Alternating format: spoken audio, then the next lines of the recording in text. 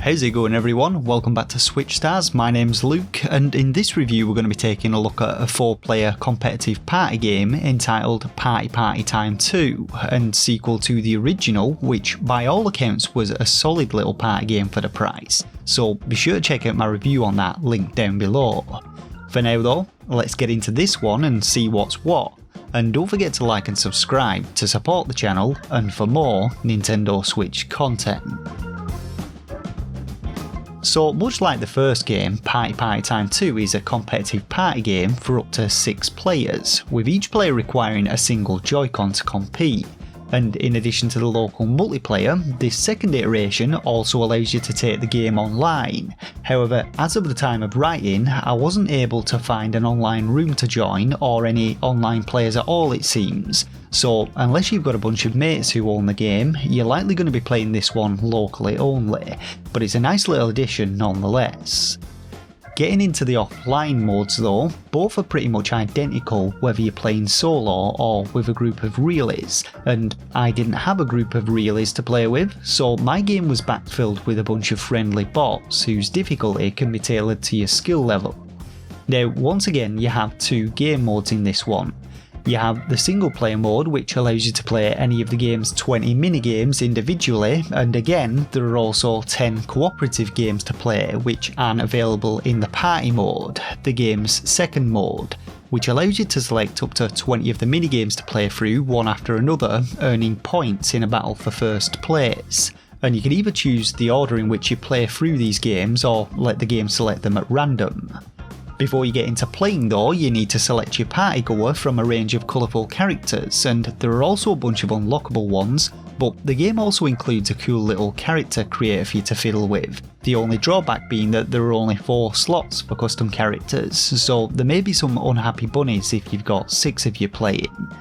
Getting into gameplay though, as you'd expect, the minigames in this one are akin to something like Mario Party or the classic Fusion Frenzy games for anyone old enough to remember them. But each of them lasts around 2 to 3 minutes at most, and while a couple of them are modified versions of games featured in the original Party Time, overall the developers have done a great job of switching stuff up and bringing an entirely new lineup of games for you to play through.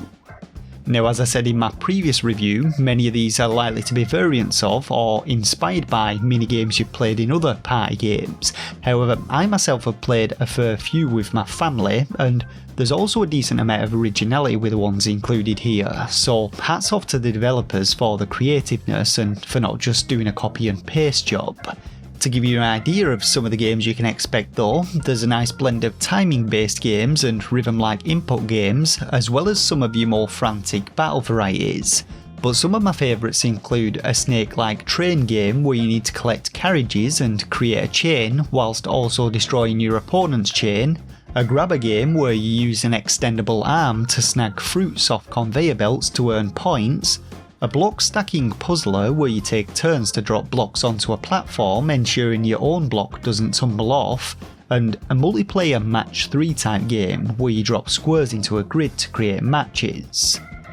All of the games though have very simple control schemes, making them easy to pick up and play, and while I didn't experience them for myself, some of them also have motion controls, but all of them play well, and I didn't really have any issues to speak of so far as bugs or glitches go.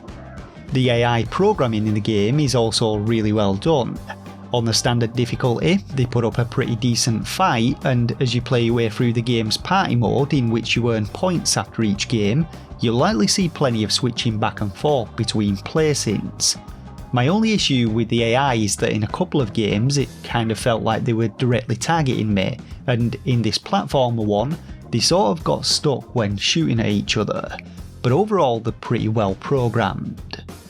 Finally, when it comes to the co-op games, we get a brand new selection of 10 of them, and in my opinion they're a lot more engaging than the previous lot, a couple of which were math based and weren't all that fun. But all of these require you to work together towards a common goal, and they're a good laugh if you want a bit of a break from all the competitiveness. Once again though, Party Time 2 proved to be surprisingly enjoyable.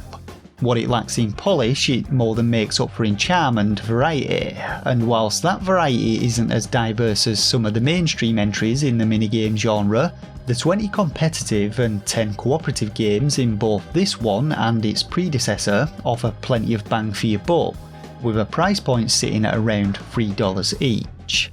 Well worth a purchase in my opinion though, and I look forward to seeing what this developer comes up with next. Are you a fan of these minigame based party titles though? And if so, what are your favourites? Let me know down below, and if you like the look of this one, be sure to check out my review on the first game. But for now, drop a like and subscribe to the channel for more Nintendo Switch content. Thanks to the patrons of the channel for their ongoing support, and to you the viewers for watching, and until next time, take care of yourselves and game on.